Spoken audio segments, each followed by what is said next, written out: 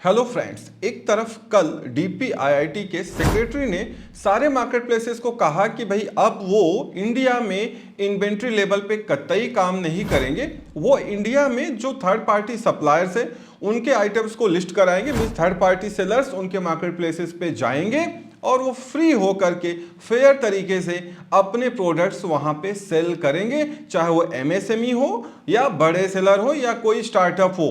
वो सारे लोग एक जैसे ट्रीट किए जाएंगे और कोई भी market place like Flipkart, Amazon ये अपने आइटम्स अपने ब्रांड से बेच नहीं पाएंगे।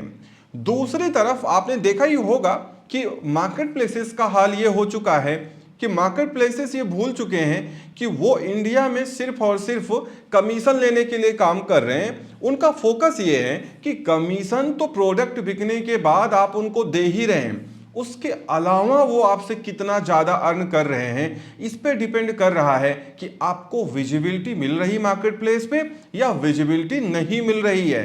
मतलब कहने का ये है कि चाहे उनकी अकाउंट मैनेजमेंट सर्विसेज हो जहां पे आपको एक्स्ट्रा कमीशन देना होता है, चाहे उनके स्पेशल ब्रांड का टैग हो, चाहे आपका कैंपेन हो या एड्स हो, चाहे आपकी लिस्टिंग मैनेजमेंट हो, डील्स हो, डिस्काउंट्स हो, कूपन्स हो, ये सारा आप कितना ज्यादा कर रहे हैं इस पे डिपेंड कर रहा है कि आपको कितनी ज्यादा विजिबिलिटी मार्केट प्लेसेस पे मिल रही है। बहुत सारे लोग ऐसे हैं जो बिल्कुल ऑर्डर नहीं पा रहे क्योंकि वो उनके जो प्रोडक्ट हैं उसमें उतना मार्जिन नहीं है कि वो इतना ज़्यादा कमीशन भी दे पाएँ, सारे कोरियर चार्जेस भी दे पाएँ, फिक्स फी भी दे पाएँ और उसके बाद ये दुनिया भर के जो प्रोग्राम्स चल रहे हैं जिससे ये मार्केट प्लेसेस बहुत ज़्यादा पैसा अर्न कर रहे हैं उनमें पार्टिसिपेट कर पाएँ। ऐसे सेलर्स की विजिबिलिटी बहुत ज़्यादा कम हो चुकी है। वो जितने मार्केट प्लेसेस पे बेचते हैं सबका हाल फिलहाल यही है क्योंकि सब ये एक दूसरे को देख रहे हैं कि कौन क्या करके कितना पैसा अर्न कर रहा है। किसी को बेनिफिट होता है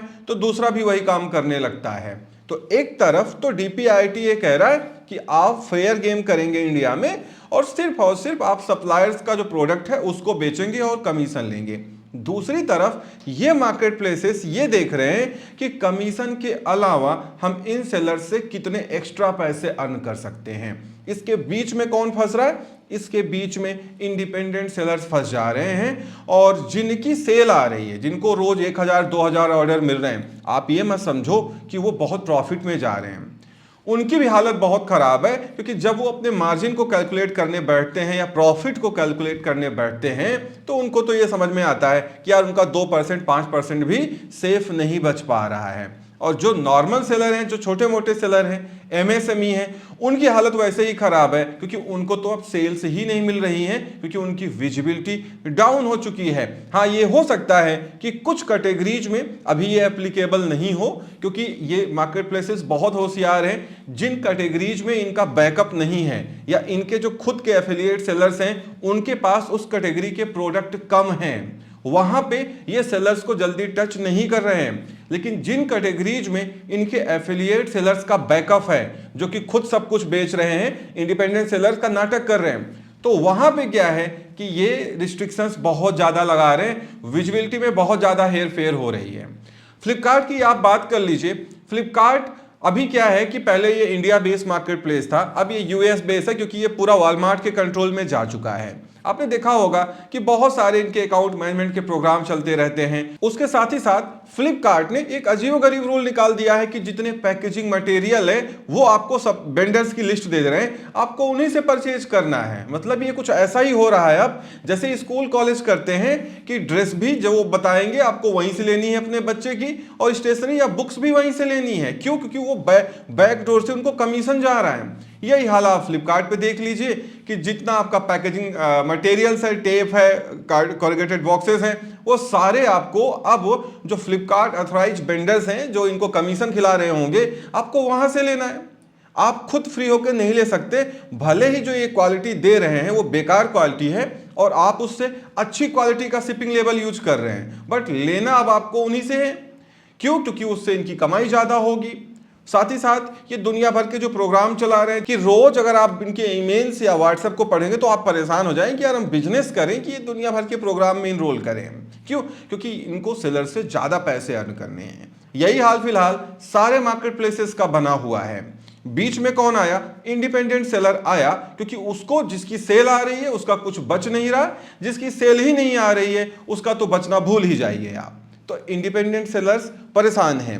अब यहां पे क्या है कि यहां पे आगे चल के आप ये देखेंगे धीरे धीरे, मजबूरी में ही सही, अगर लोगों को इंडिया में ई कॉमर्स करना है और अपनी सेल्स फिगर मेंटेन करनी है, ना चाहते हुए भी या चाहते हुए भी, धीरे धीरे उनको ये मार्केट प्लेसेस का जो गेम है यहां से दूर जाना पड़ेगा और उनको अपना ऑनलाइन स्टोर फ्रंट या ई कॉमर्स वेबसाइट बनानी पड़ेगी। क्योंकि ई कॉमर्स वेबसाइट भले ही आप थोड़ा मेहनत करेंगे, वेबसाइट बनाएंगे और ट्रैफिक ऐड से लेके आएंगे, लेकिन आपको बहुत बेनिफिट होगा। एक बार अगर आपने वो चीज देख ली ना तो आप खुद समझ जाएंगे कि यार इसमें तो बहुत फायदा है। क्योंकि जो भी कस्टमर आपके यहां से परचेजिंग कर रहा है, आपको पूरा डेटा मिल रहा है, उसका मोबाइल नंबर, कस्टमर का एड्रेस, किस नेचर का है, क्या चीजें ज्यादा खरीद रहा है, ये सारी चीजें आपको दे दी जा रही है। उसके साथ में आप इसी डेटा का यूज करके आगे अपने सेल्स नोटिफिकेशन भेज के या कस्टमर से बात करके उसको दोबारा कन्वर्ट कर सकते हैं।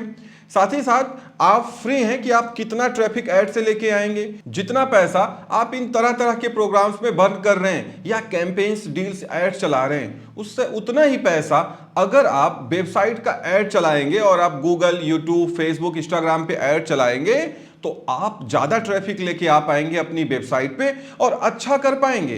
जो ये नहीं किया है उसको लगता है यार कैसे होगा, कितना बड़ा है, बहुत खर्च आता है। ऑलरेडी आपने देखा कि मैंने पूरी प्लेलिस्ट बनाई, सारी चीजें बताई, कितना खर्च आता है।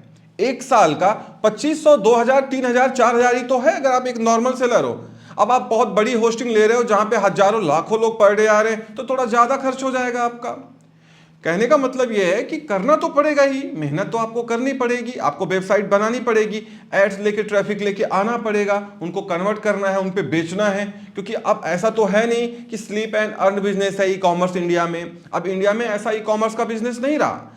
मार्केट प्लेसेस पे आपने देख ही लिया होगा, और जितने सेलर्स अभी इस चीज में नहीं आए हैं, क्योंकि कुछ सेलर्स को ये लोग निगलेक्ट करते हैं या एक्सक्लूड कर देते हैं जिससे वो थोड़ा सा ग्रो हो जाए, उसके बाद वो दुनिया भर के रिस्ट्रिक्शंस उनके अकाउंट में लगा देते हैं। तो अभी हो सकता है कि उनके साथ में नहीं हुआ हो, लेकिन जिनके साथ हो गया है उनको ये लगता है कि यार लेट हो गया, वेबसाइट पहले बना लेनी चाहिए थी। क्योंकि वेबसाइट बनाएंगे थोड़ा टाइम इसको रैंक करने में लगता है, वेबसाइट बनाने में थोड़ा टाइम लगता है, लेकिन आज की डेट में वेबसाइट बनाना बहुत आसान है। आप चाहे मेरी वीडियोस जाके देख लें, प्लेलिस्ट में आई बटन पे लगा दूंगा, या किसी क्रिएटर की वीडियो आप देख लें, वेबसाइट आप 2 दिन में बना सकते हैं और अच्छी लिस्टिंग करके अच्छे से सारी चीजें मेंटेन करके आप ऑर्डर लेके आ सकते हैं।